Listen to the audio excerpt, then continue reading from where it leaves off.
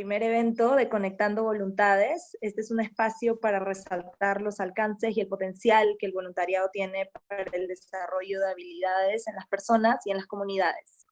Hoy tenemos preparada una entrevista con Chris Jarvis. Este es un esfuerzo realizado entre PNUD, Empresas que Inspiran, Voluntarios ONU, Ikea Laboratorio Social, Voluntare y Clave. Hoy conversaremos con Chris sobre el poder del voluntariado corporativo y las ventajas y valor que éste genera en los negocios. La entrevista será realizada en inglés, pero luego podrán revisarla en YouTube con subtítulos. Por favor, todas sus preguntas son más que bienvenidas en el Q&A. Pueden hacerlas en inglés o en español, como prefieran. Nosotros nos ocuparemos de las traducciones en caso sean necesarias. Y todas las preguntas serán respondidas al finalizar. Chris Jarvis es cofundador y director de estrategia de Realized Worth, una agencia global enfocada en el diseño e implementación de proyectos de voluntariado dirigidos por trabajadores. Su trabajo con empresas de todo el mundo está ayudando a movilizar a los empleados a que hagan contribuciones significativas en las comunidades donde viven y trabajan. Ampliamente conocido por su liderazgo de pensamiento en el voluntariado y su trabajo en responsabilidad social corporativa, la Oficina de Alianzas del Sistema de Naciones Unidas le encargó el diseño de la primera iniciativa liderada por el sector privado para trabajar en los objetivos de desarrollo sostenible a través del voluntariado corporativo. Chris es miembro activo de la directiva de este movimiento, que es Impact 2030, que es un esfuerzo dirigido para unir compañías y sus acciones de voluntariado corporativo y así abordar la Agenda de Desarrollo de Naciones Unidas. En el 2015, junto a su socia Angela Parker, lanzaron el Instituto RWI, un think tank enfocado en avanzar en la práctica y teoría de la ciudadanía corporativa mediante proyectos innovadores, investigación, análisis y abogacía de políticas públicas. El objetivo es ayudar a los profesionales en el campo a ser más exitosos, ya sean clientes formales o no, y Chris considera que el trabajo de estas personas es crítico para hacer frente a los retos sociales y ambientales que atraviesa nuestra sociedad. Welcome, Chris, and thank you so much for being here with us. As you know, this interview is part of a large effort called Connecting Wills, or Conectando Voluntades in Spanish, between UNDP, Inspiring Companies, Ikigai Social Laboratory, UN Volunteers, Clave, and Voluntare. Nowadays, employee volunteering and volunteering in general have become an important medium for citizens to contribute with the most needed populations in a very organized way. I always think of companies as nodes that congregate citizens and have the power to articulate the volunteering force in the countries, bearing in mind that so many people work at companies and spend so much of their time there. There's been plenty of actions displayed in recent circumstances in Peru, in Latin America, and all around the world, as you surely know. So in that sense, and given your experience, I'd like to start our conversation by asking you, where do you think the power of employee volunteering resides? Great to be here with you, Mariana. I appreciate it, and I appreciate the question. Where do I think the power of employee volunteering resides? Okay. That's a good question, because I think it depends on what the perspective is, like where you're standing when you look at the issue or ask that question. For example, if you're standing from the perspective of a company, the power of employee volunteering resides in its ability to create understandings in the community of what your brand represents. So from a company's perspective, employee volunteering really authenticates the message of what the company says they believe in and represents. We can go deeper into that. From the individual employee's perspective, and I apologize for the sirens, I live in Baltimore in the United States, just north of DC, and it's a very fun pastime here to have sirens going, and there's no way to keep your sound down. Don't worry. I apologize for that. From the perspective of the individual employee, the power of employee volunteering resides in the opportunity. So if it resides, if the power of employee volunteering for the company is in the authenticness that it creates among the community, then from the perspective of the employee, it's in the activity itself. Does the activity affect me in a meaningful way? Does it change the way I think about myself? Does it change what I believe? And does it affect my behavior? So it's more in the space we create for it to happen. Lots more to said about that too. And then the third advantage point is probably that of the government. And this is an interesting one in our work with Impact 2030. Most governments have no idea. I've never even heard of employee volunteering. Doesn't even register. Here in Maryland, I'm doing a presentation for the governor of Maryland in a few days. And even though a lot of companies in the United States do employee volunteering, they really don't know what it is. They have a very traditional view of cleaning a park once a year or something like that. But the power resides in the partnership between the private sector and the government to work together by mobilizing citizens with support of employers to really effect change. So that's what I would say. It depends on the way you're looking at it, who you are looking at it. It depends on, as to where the power resides. Sorry, it was a bit longer than I intended, Mariana. I apologize. No, that's great. I like your intake on how for a company, it's what the brand believes in. And in that sense, how that's one of the benefits of promoting employee volunteering strategies for companies. But how do we identify tangible value? Like, how can a company identify tangible value of employee volunteering in your experience? Yeah, also a perspective question. So, and it's very interesting how you've asked these two questions, Mariana. Where does the power reside? And that has a little bit to do with the potential of what can happen. Exactly. For the company, we believe in the brand. So that's the potential power of it, right? But the value, that's different, right? Where is the value of employee volunteering? Can you ask the question one more time? Because I tend to get very involved in my own head and I lose track sometimes. So we've talked about the benefits of promoting employee volunteering strategies for companies, the power, where the power resides, but what's the tangible value for a company? Yeah. Okay. So here's where I don't think, and I may make some people upset with this, but here's where I don't think the value resides. We as human beings in a liberal, democracy-oriented countries like Peru tend to think of value based on an open market or free enterprise or capitalism. So we really want to tie it to a dollar value. So here in North America, and I don't know how they do it in where you guys are, but they take all, there's a couple different ways you could do it. You could take all of the average salaries of an individual, and you could say 1,000 people, and the salaries range from $200,000 to $20. Let's just average it all out by the hours, the simple algebra equation. This many hours at this average value of $190 means that we donated $1.9 million last year. Maybe, but did the nonprofit or the community receive $190? I know that's what you were paying people on average. I don't know if they got that value, right? Like $1.9 million of investment. I don't know if that's true. So that's a bit suspicious, but lots of companies do it. The second one is, well, wait, what if we save nonprofits $100,000 and we help them build this building, right? So we'll save you $100,000. So that's the contribution. Our employees volunteered. We volunteered $50,000 worth of effort. You didn't have to spend that on painters or builders. We did that. So we saved you $50,000. So our work was worth $50,000.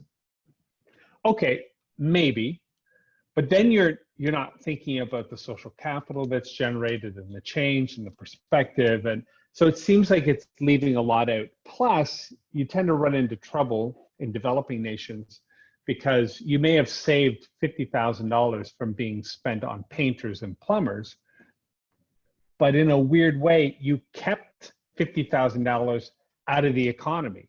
Like that nonprofit, instead of spending money to hire people and keep the economy going in Algeria, all of a sudden a bunch of people did it for free and people didn't have work. So you kind of depressed, it's a negative impact on the economy, right? So you could say that.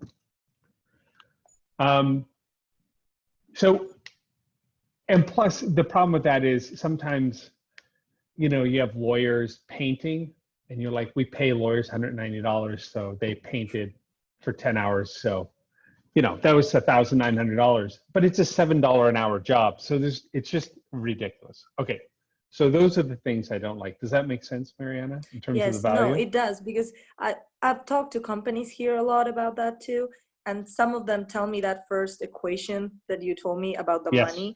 And a lot of them tell me that that's a double-edged sword, because a company can also be, if they don't have the corporate volunteering culture, in that they can say, I'm losing $1 million instead of I've actually donated them. That's true too. Yeah, and we've worked with clients before who are like, let's slow down all this employee volunteering, because if they're doing it for free and we're paying them, we're not getting anything out of that at all. So, which is not right. Okay, so in my mind, real value, you have to change the math. The math isn't based on how much is the task worth.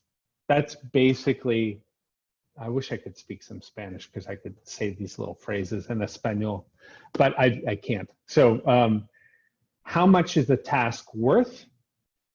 How much money do you make? And then how much did we support you at that level doing something in the community? Both of those are based on wages and cost of goods, right? Mm-hmm. The new math for employee volunteering should be totally different in my mind. Now, I haven't come up with a mathematical equation yet for it, but I hope to someday if I can find a mathematician. But it's more about the intangible things that make or break a company. So I'll give you one really quick example, and then we can go on to the next question. For us, the real value of employee volunteering is when employees go out into the community and become aware of situations, social, environmental situations.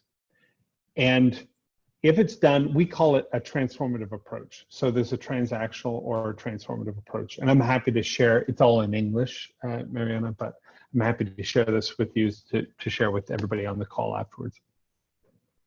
Transactional approach is focused on the task, getting the task done, and being very efficient about achieving the task. The impact is we built this many houses, we dug these many ditches, we cleaned these many parks, right? And then we try and find out the value of that based on the economics of an open market, free enterprise type of system. The other way to think about it is, how is a person affected by the volunteering? And we look at three really important metrics for this. A psychological change, how I see myself as a person. A convictional change, what I believe to be true. And a behavioral change, how I act. So if I go into a community, say here in Baltimore, and say it's a predominantly Black community that has been negatively impacted by systemic racism over 400 years in this country, and people don't have access to jobs, education is low, there's no support for families, the schools are run down, the streets are not paved, most of the investment is in policing people and putting people in jail. If I take a group of volunteers from Under Armour and we go over there and we do a project, and we do it in a transformative way where those three things are my most important goals, to get everybody at Under Armour, who tend to be mostly white, mostly middle class, to think about how they see themselves in relation to this issue. Is that their issue, or is this our issue because we all live in Baltimore? What I believe to be true, are people poor because they don't work hard and they're lazy, or are there other factors? And then the last one, how I act, how I behave. This is where bringing people into these situations to volunteer, it's really important to clean the park, but it's more important if people change their way of seeing things.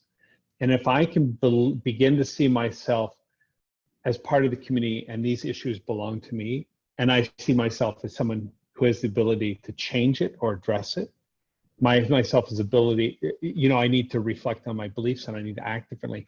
And I take that back to the workplace. All of a sudden we can get to issues of equity, diversity, inclusion, culture, belonging, team sharing, all of that kind of thing and we become more productive as a company because I start to live out of a better image of who I am. That's real value that companies spend billions of dollars on in North America, but it doesn't follow the rules of just, I painted a fence, how much is it worth? It's a bit more complicated.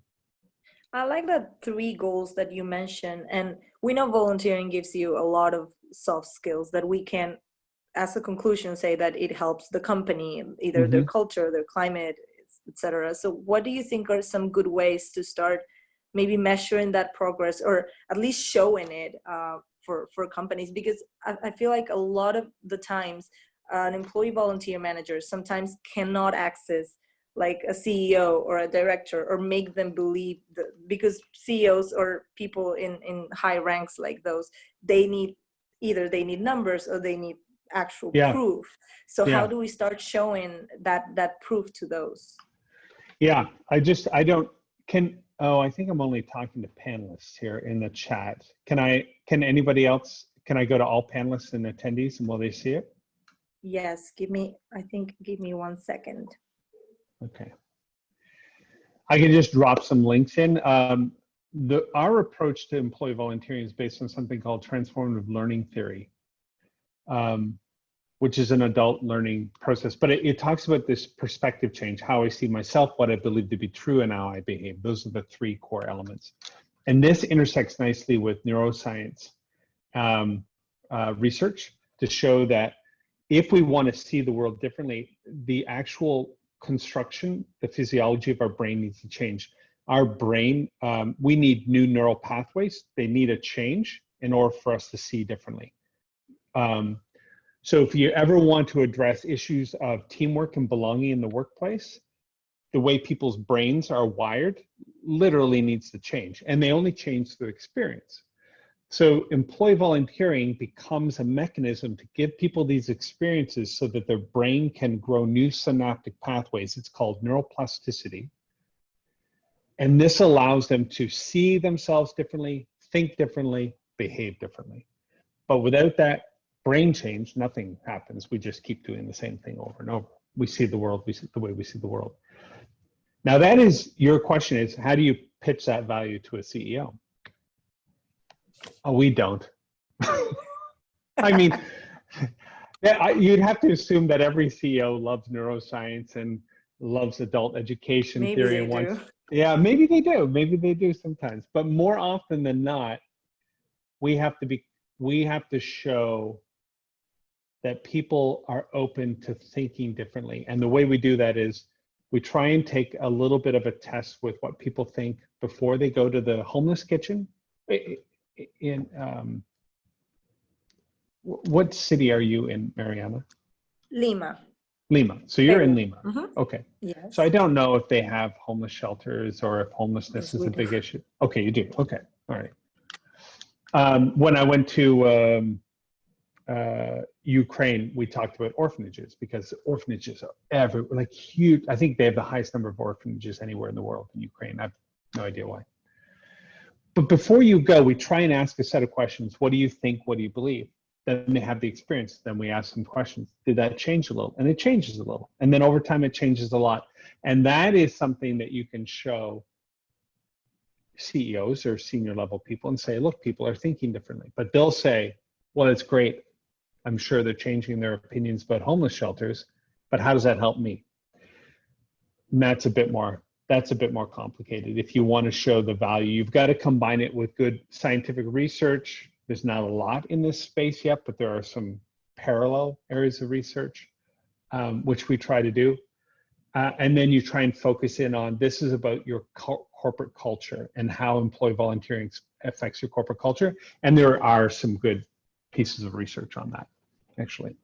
And in that line, a lot of times, at least we've seen it here in Peru and Latin America in general, a lot of the times the volunteers are the ones that kind of demand to be able to have to channel their empathy or the need to help others. And because I have this concept that companies are basically nodes that congregate citizens, because before I'm a worker at a company, I'm a citizen of somewhere.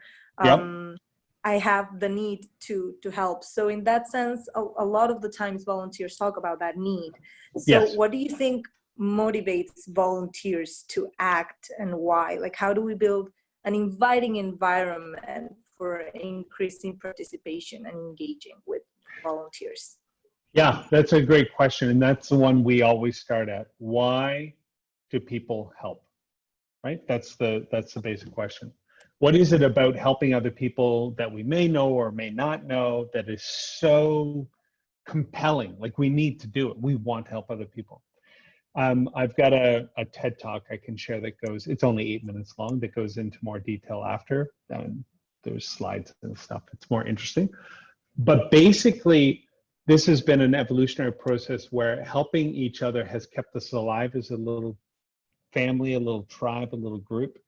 We could fend off predators if we did it together. And the reason we want to do it together is because helping other people makes us feel good. There's some good in this follow-up document that I'll send that some people are asking about already in the chat. There's very good research to show that when we help other people, there is a concoction of endorphins that are released in our brain that makes us feel good, which is why, Mariana, when you ask people, why do you volunteer? They would say, well, it makes me feel good.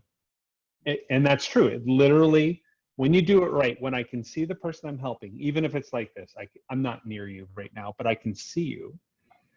And if I understand the significance of the task, if I understand the significance of doing this talk and how it might be helpful, there are endorphins in my mind that are making me feel better. Like after the call, even if I was a bit grumpy before the call, I'll hang up and go, that Mariana, she was so nice. She asked great questions. The group was great. The chat box was active. I could share some stuff. I feel good. And that is because of the endorphins released in my head. It's called, I'm just typing it in here, helpers high. Okay, and I'll share some information about that. The second reason is because we have empathy for people in our in-group. And when we see them in pain, we feel pain.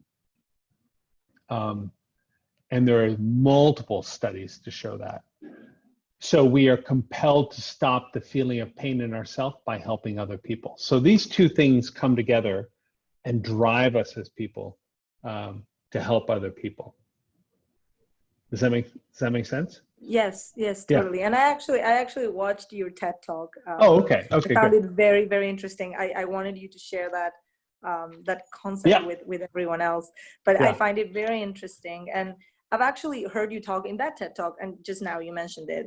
There's like two drivers for employee volunteering: seeing the person you're with and knowing why we're doing it. So given that right now, and you made a good example, for example, we're not with each other right now, but given that right now, due to social distancing measures, connectivity barriers, for example, in Latin America, those are huge. Plenty of employee volunteering programs have been altered and can no longer be present, and therefore solidify that first driver, which is seeing each other.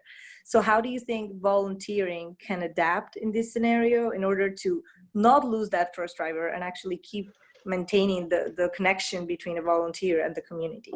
Yeah, that is the most important question that most people don't know to ask. Most people want to, they think about, how do we find opportunities to volunteer? That's a good question. How do we do good volunteering online? Like, how do you scope a project? That's a good question. How do I recruit people when I'm in my house and you're in your house and you're in your house and we're not together in the office anymore? That's a good question. But the question that, and they all need to be answered, but the question that doesn't get addressed is, how do we make sure that it's transformative in a way that how I see myself, what I believe to be true, and how I act is slightly changed in little bits of time, versus I got a task done, check it off, and I feel good, which is fine. There's nothing wrong with that. But if I don't become smarter about the issues, about the social and environmental issues, if the nonprofit doesn't have a chance to inform me and to invite me to explore further, then these issues of hunger and homelessness and lack of access to education and to health will just keep happening, because we're only putting Band-Aids on it, which is important. You got to stop the bleeding. But we've never thought, how do we get rid of it? Like, could we get rid of, at one point in the world, smallpox? It was just everywhere. There's nothing, polio, it was everywhere. Nothing you could do about it until some crazy guy or woman, I think it was a guy at the time though, said, we can eradicate it. And then people had to believe that that was possible and see themselves as having something to contribute, believing it could be eradicated, and then getting out there and inoculating people against these diseases. And we as a species have by and large pretty much done it. We need to have the same mindset about poverty, as opposed to, I donated a handful of gifts at Christmas. That's good. It's just not good enough. Great. And because of this challenge to actually get to a transformative approach in employee volunteering, right now, many employee volunteering managers, a lot of whom we've talked to, are deciding to cut out their entire programs this year instead of adapting them, because a lot of it comes from uncertainty, it comes from fear, it comes from not knowing where to start that change, or whether a new version of volunteering will actually give the company value, that value that we keep talking about. So what would you advise employee volunteering managers in this case, and what would you recommend, maybe based on some experiences that you've had? Yeah, so we've rolled out a kind of a 4-week crash course to help companies take all of their employee volunteering and put it online. And so a lot of that involves some of the standard stuff, like you still have to do it a transformative way. You still have to have your brief where you create proximity with the person, like you just explained very well, Mariana. I can see who I'm helping. I understand the significance of the task. And then I do some critical reflection on the back end. Your previous question was key, because you need to set up conversations online, just like this call, and have those conversations. And people need to turn on the video. You need to ask the questions in the chat. You need to be as participative as you can in this kind of setting, as well as doing the volunteering. So we took a number of people from a very large software or tech company in California, and they wanted to test it out. So we went to Missing Maps, and we did a brief. And then everybody went and did all the volunteering with Missing Maps. Missing Maps helps identify groups of people who don't show up in demographics in different countries and are left out of census and that kind of thing. So all over the world. And so they did the work, and then they came back afterwards and debriefed it. Without the brief and the debrief and the video set up so we could see each other while we were working, it was just going to feel like something very transactional. Click, click, click, done. I'm out. I'm going to go watch Netflix, right? This made it far more about what we experienced together and what we accomplished and what does this mean and what did we learn and what did we see, and we had these conversations back and forth. That radically changes the experience. So it's not just doing a task, but it's about being very present in the moment with the issue and exploring what it means to me and my understanding. And so when companies get to a place where they're like, we don't know what to do, we should just send people off, or reduce the footprint and the employee base. And I think, Mariana, that was the question. Like, what do we do when they're downsizing? I think the people making those decisions are not thinking about. They're thinking about how do we stay in business. They're not thinking even about how do we keep a good culture. But there are companies in the United States anyways, that we're working with, who see this as a way to keep up morale, and to keep saying this is who we are and this is what we believe, and involving people in it. There's not really much, I don't have much advice for people. I've talked to some people who've gotten furloughed or laid off. There's not really much we can do with a company like that. So I don't have much advice, I'm afraid, on that one. No, it's actually very interesting. I like how we talk about, and something that we hadn't maybe approached before, but you've mentioned, and it's very insightful. It's how what the company believes in is shown through their employees. So that's very interesting to me. So how do you think employee volunteering affects, positively or negatively, I don't know, depends on how you see it, a relationship between a company and the communities that they work with. Plenty of communities, at least here, for example, they have, they have a territory that they always operate in. So their relationships sometimes are a little bit troublesome. So how can employee volunteering kind of get closer between the volunteers and the communities? How do you think it affects them? Does it affect them at all? I don't know. What do you mean by troublesome? For example, if there's a mining company, there's always like a little bit of trouble. Oh, so sometimes, right. That kind of like social or environmental issues. So how can employee volunteering, without any idea of like greenwashing or anything, but how can employee volunteering actually help what you've said, like show what the company's true value? And I think a lot of it comes from connecting the employee volunteering strategy to the core business, because like you said, if I have a lawyer that's like painting walls, like how is that relevant to my business, or how does it show the what I want to be as a company? So what's your intake on that? I'm glad you went to mining, because that's one of the more difficult ones, right? Because the core business is digging a hole and taking stuff and then leaving, and the community just has a hole in the ground, literally, right? We got what we needed. See ya.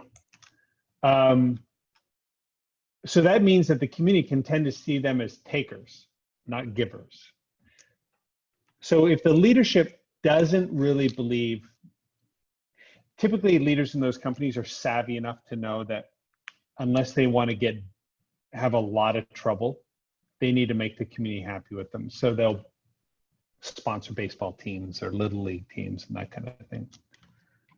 But the people who work there work at the company. So if you think about the people who live in the community work at the company. So if you think about how can we turn our employees into strong advocates for the work we're doing, that would really help, right? Like if a mining company had 8,000 people working there, they all live in the surrounding community, and 8,000 people thought your gold company was phenomenal, and they each have a network of 100 people, you could get pretty good coverage in that community with your own employees advocating for your company. But they're not going to do that if they don't believe, if they're just getting a check, but they don't think the company has their best interest at heart as well as the communities, that becomes more difficult. So I only have one thing to say, and that is, the more we involve our employees in our community investment, the more they will believe in the community investment, right? So do you have IKEA in Lima, I assume? Do you have any IKEA? No, we don't. You don't have IKEA there? Oh, no, I thought they were. We don't I have thought they were IKEA. like I think it's coming up McDonald's soon, though. everywhere. Oh, okay. Well, there's something called the Ikea Effect. And it's basically people who buy stuff at IKEA buy it because it looks pretty good and it seems like a good deal. Right. Do you have it's some my favorite IKEA? place. Really? Yes. Do you love your IKEA furniture? Do you have any? Yeah, I mean, yes, of course, because it looks good. They sell you an idea. They don't sell you actual furniture. Right. Exactly. Okay. And then you get home and you add one really critical ingredient, your time, right? So you have to build the stupid thing, right? And once you build it, so you did this research, and this is from Harvard, people who build IKEA furniture, when they're comparing it with exactly the same thing, better built by professionals, will always say theirs looks better, right? And that's called the IKEA effect. It's there was a company that made chocolate cake up here called Duncan Hines in the 50s. I don't even know if they're still around. And it was everything you needed for a cake. It was when you had, women were starting to work and people didn't have time to cook at home, and yet after the war. And so just pour it in, add water, bake it. And the moms were all like, and it was back then, it was only moms.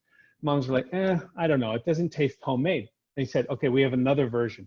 Here it is, but you have to add an egg. So you added an egg, stirred it up, and made it, this tastes just like my mom made it. The egg was completely unnecessary. There was no difference in a blind taste test. Nobody could tell the difference. But because you had to do more to make it better, you thought it was worth more. And this is called the IKEA effect. It's a biological imperative. Guess whose kids you're going to like the most? Your own. Are they the best kids in the community? Probably not.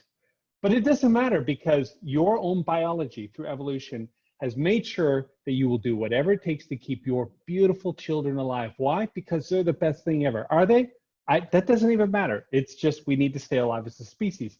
And that is transferred into how we make cakes and how we make furniture and how we do community investment. So the more we require of our employees to participate in our community investments, the more they will see themselves and the company as pro-social. So if you can give $50,000 to a little league baseball team as a sponsor, your employees won't care unless their kid is on the baseball team. If you involve your employees in buying those uniforms and cleaning the park and spending that money and blah, blah, blah, whatever it is, they will think it's way better because of the IKEA effect. So you have your math right there. Yeah, probably. The trick is to ask people to do more, but normally we're trying to ask them to do less. But the less we do, the less we contribute, the less valuable it is. Right. So now we'll go to people's questions. I've seen we have a little bit. A todas las personas que nos acompañan, muchísimas gracias. Vamos a empezar con las preguntas del público, así que si tuviesen preguntas las pueden poner o en el chat o en el Q&A que está ahí arriba. Entonces, I'm going to read the first one to you. How do you think there is a good environment? How do you know there is a good environment or it's a good time to implement a volunteering program with employees? Well, our little company, we don't have a big company. There's only 12 people, and we're spread all over the world. Whenever we come together for meetings or that kind of thing, we always try and do some volunteering. So I would say it doesn't depend on size. It doesn't depend on whether you're all together. You can volunteer online. That is one of the great things about doing online volunteering is now if you have people in remote locations, everybody can come together if you do it right. I would say anytime. It really depends on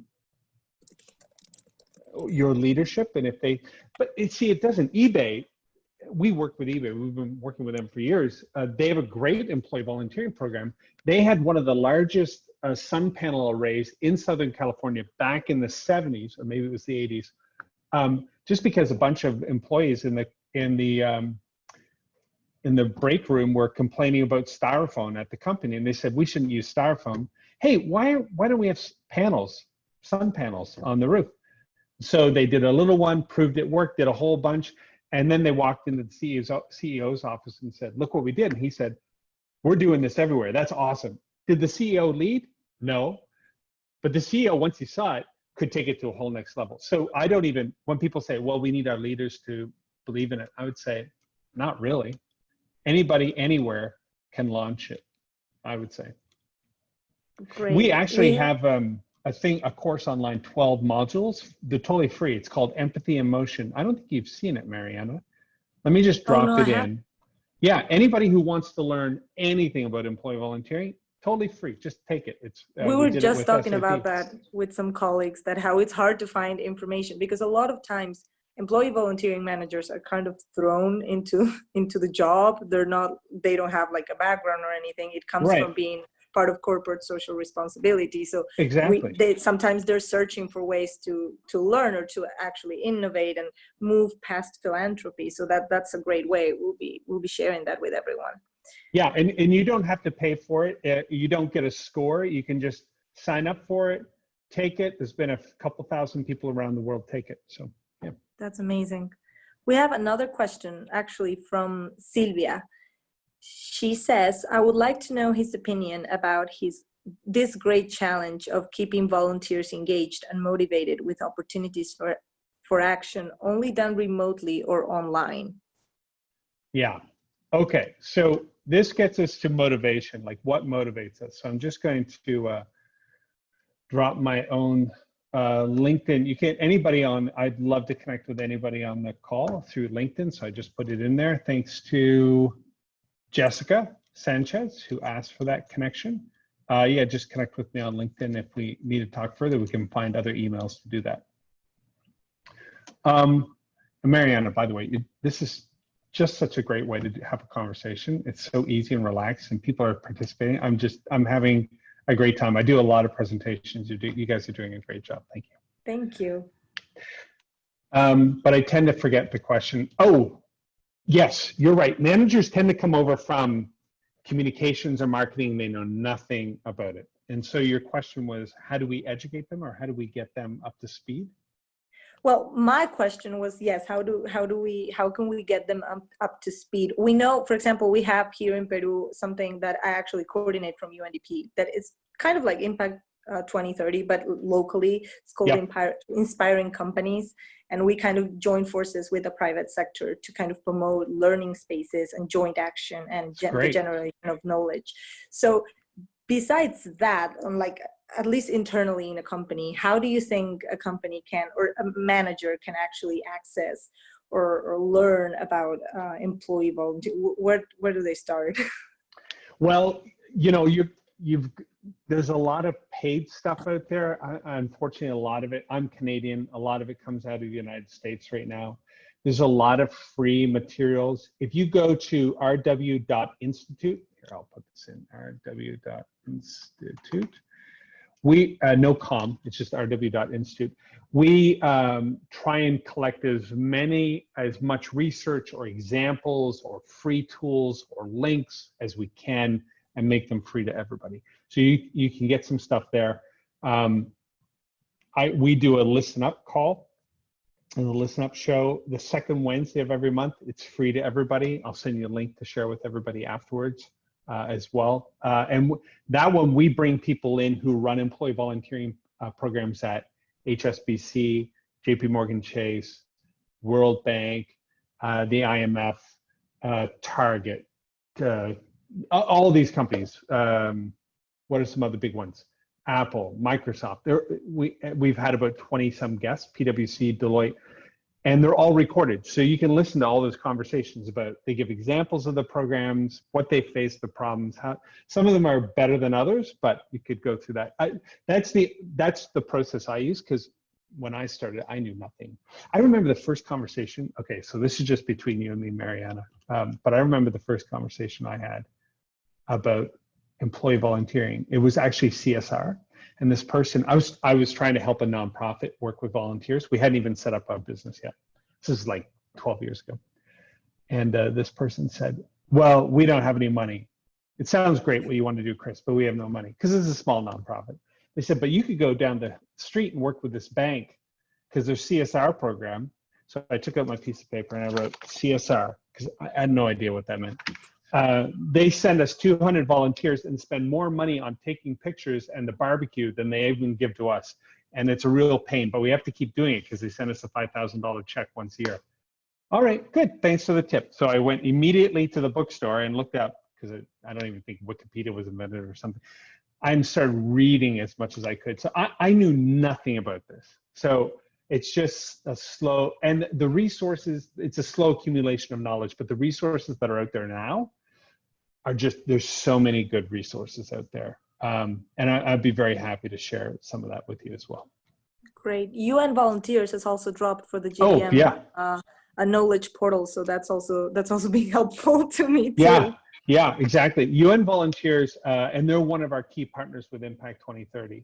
And I just did a session for them a couple weeks ago. Did great research and great report. Now theirs is a big mandate, global and all volunteering, all types of volunteering.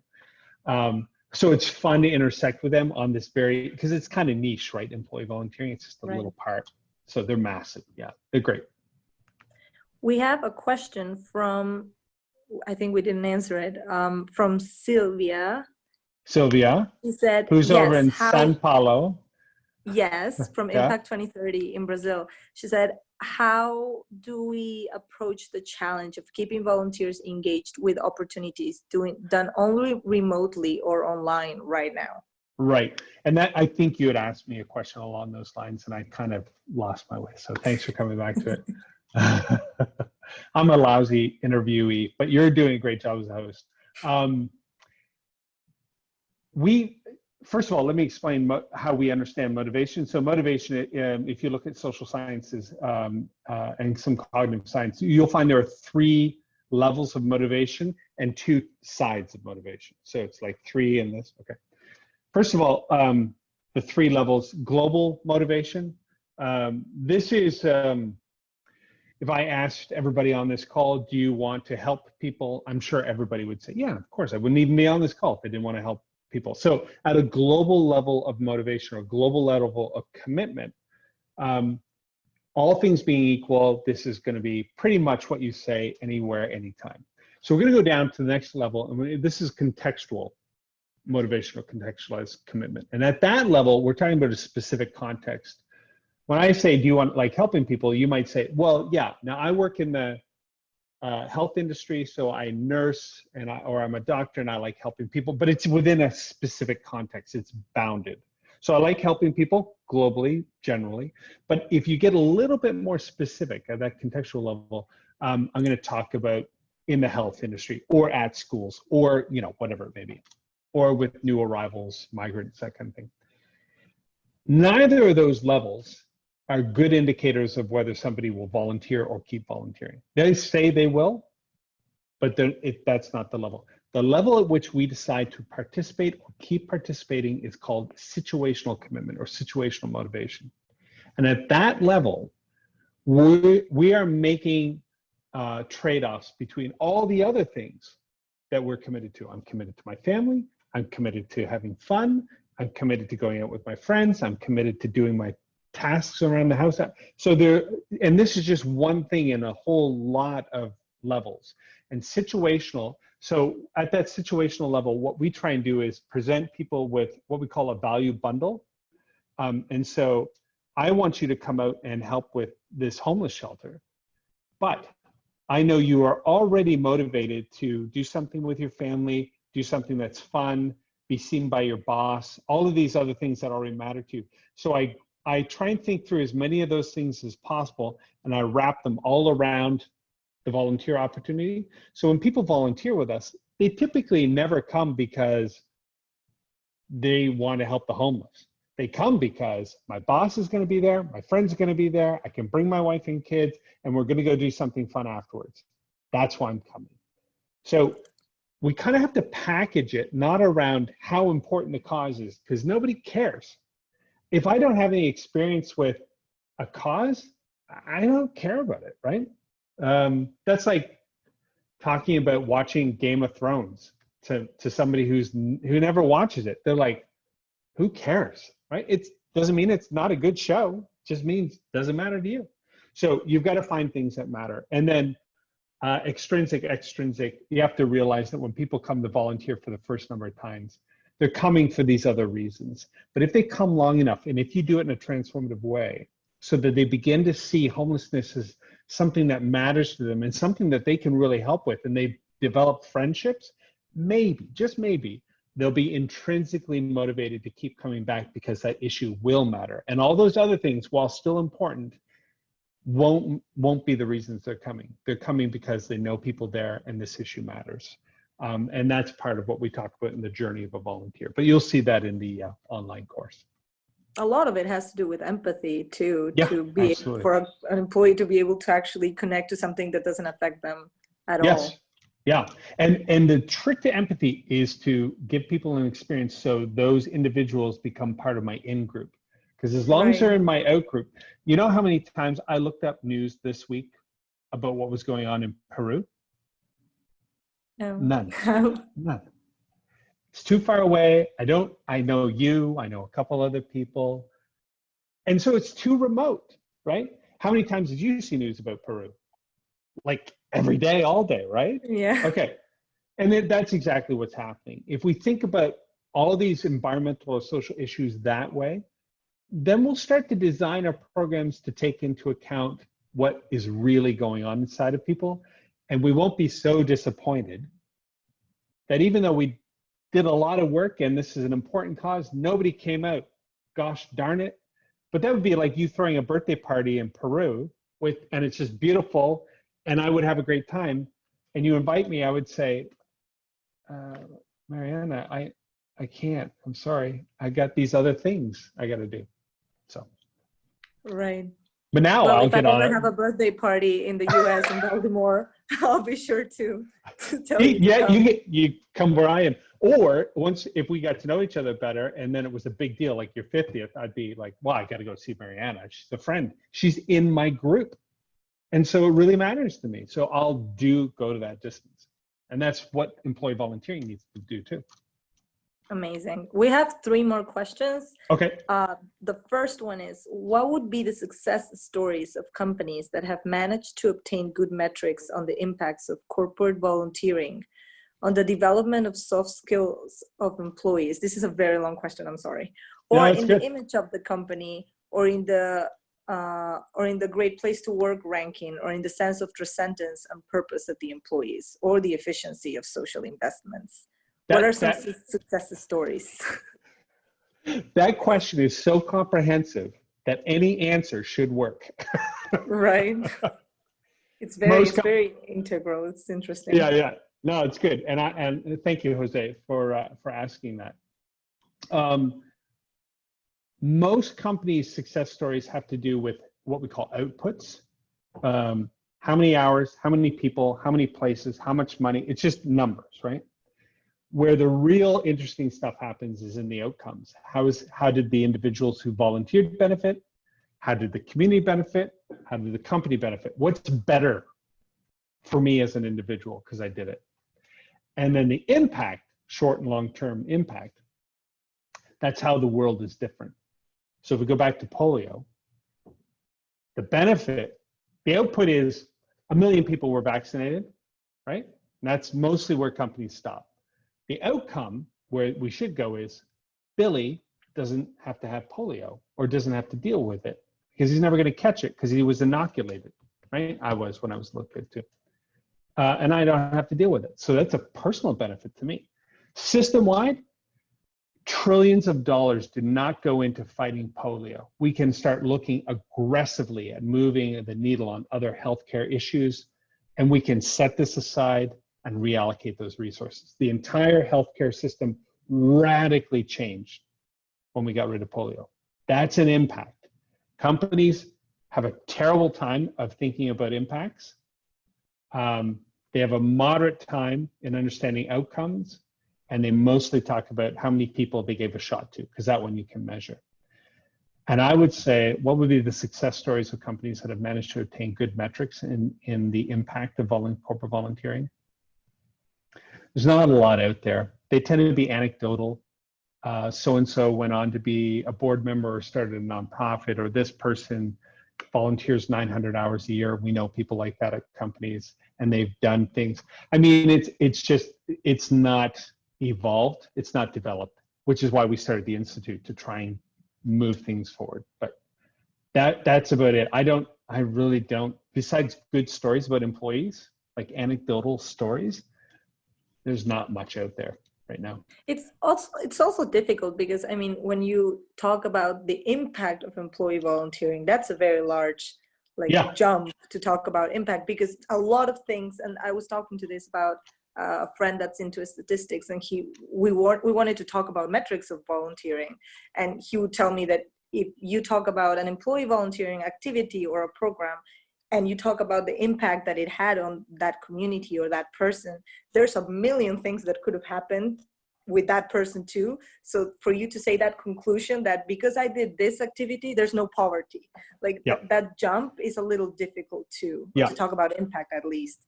Yeah, and for the technical folks on the call, Mary, you've raised the difference between contribution and attribution.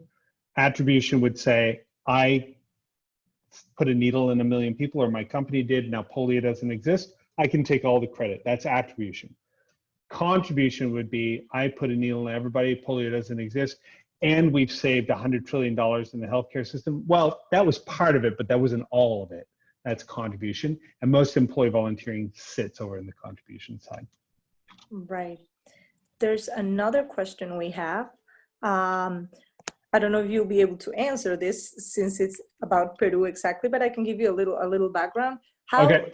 to do a corporate volunteering in Peru, especially Lima, in the midst of COVID-19 pandemic? Right now, we're not on quarantine anymore, but our numbers are still very high in Latin America and worldwide in general. So, and we have such difficulties, such connectivity barriers that, for example, we have a lot of indigenous communities or native communities or rural communities that have no access to internet whatsoever. And for example, could not have this conversation between like we're having right now. So a lot of them, that's kind of been a step back for companies to actually promote employee volunteering, because those barriers are very wide, and that makes it a little bit hard to talk about the drivers that we were mentioning. So how do you think that in situations like this, I'm sure that like Peru, there's a lot of companies and a lot of countries in other parts of the world that have had this same issue, the connectivity issue, or how to do employee volunteering remotely or digitally, etc. So what do you think? Well, I think digitally companies can do whatever they want, and I think they should work hard to form teams, have videos on, do my volunteering on my iPad while I'm talking to you, Mariana. But do you see this question? I don't know how to answer it. Just anything that creates a shared experience, crucial. In person, it really depends. I think you said it very well. It just sort of depends on what the local government authorities' guidance is, what the rules, stipulations are. This, I put in the chat, considerations for in-person corporate volunteering during COVID-19. This was developed by the Points of Light group in the United States. They have a very large, they're a very large convener of all kinds of volunteering in the United States. And that is somewhat helpful, I think, as well, because it's specific for companies. Amazing. We have one more question that says, in the company I work for, all employees have direct access to the CEO. How could I suggest the characteristics of a good employee volunteering programs? Because you mentioned eBay.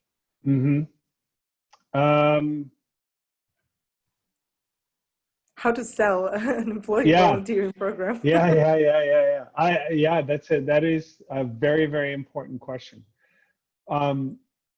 We've written up a 10-part series. Is it a 6-part series? This is what I'll go. So the information is a little bit dated on the business case for employee volunteering.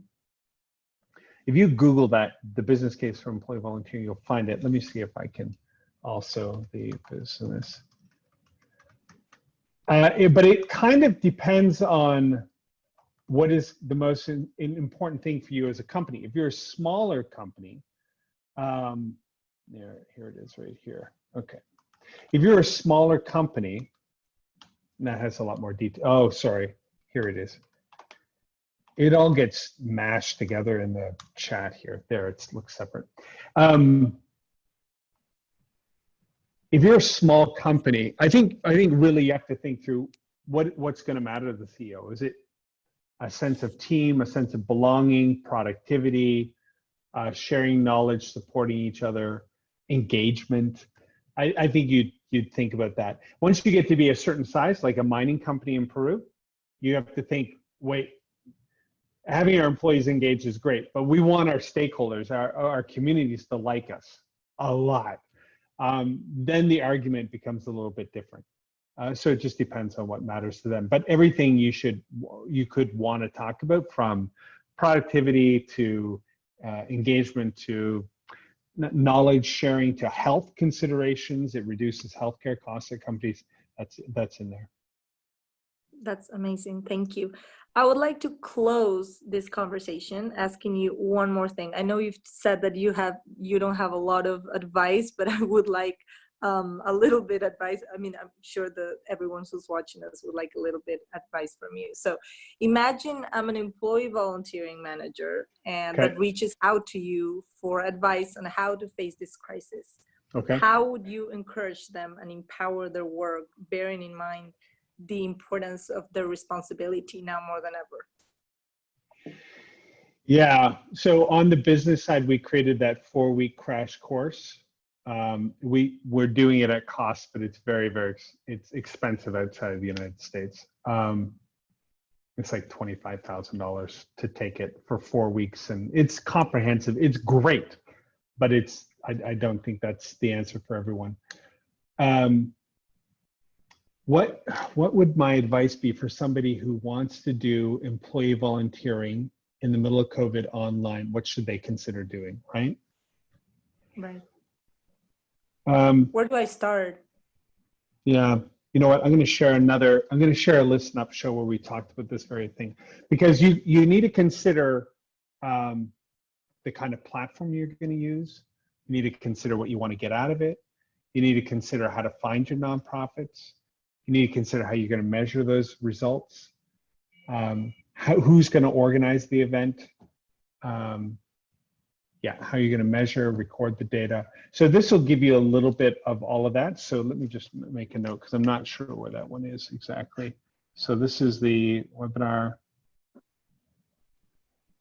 Because the other part of the problem, Mariana, and for everybody on the call too, is that the nonprofits aren't really good at doing volunteering online either, right? Like a lot of people don't know how to use Zoom or WebEx, or how to create a chat, or how to, some basic stuff that, the people on this call are taking for granted, that nobody's ever walked them through. And so we're trying to get 1,000 nonprofits through a 2-week training, so that they can receive online volunteering. I'll share some info about that as well. But those are the two parts. How do I train my employees to do it? So this webinar gives you some basic ideas. And then how do I work with nonprofits to receive it? So that's cool. A lot of what we're doing this month as Connecting Wills too has to do with, because we know that a lot of companies, sometimes they don't do their employee volunteering programs themselves. Yeah. Sometimes they hire someone to do it, and it's a way for social organizations to be sustainable too, because it's something that they offer to companies. Yeah. So what we're doing this month too is to not just focus on employee volunteering managers, but also focus on those organizations that offer those services, so that what they offer can also be innovative and can actually approach the social barriers and try to think a little bit outside the box. So I'm sure whatever you share with us will actually help us for that open space that we're gonna have. Yeah, I hope so. So thank you so much, Chris, for all your valuable time. That's all the time we have. Quiero agradecer, I have to switch to Spanish. Quisiera agradecer a todas las personas que también se han sumado a la llamada. Nosotros les vamos a pasar un link de YouTube con la entrevista subtitulada y también los links súper valiosos que nos ha pasado Chris. Entonces, thank you so much, Chris, and it's been a pleasure talking to you. Yeah, my pleasure's all mine. I'll send Mariana some stuff to you to share with the group afterwards. Yes, everyone wants the links. We're saving them now, but if you have anything else, it's more than welcome. My pleasure. I'll do that. Thank you. Thank you, everybody on the call, and thank you, Mariana. Gracias a todos. Hasta luego. Appreciate it.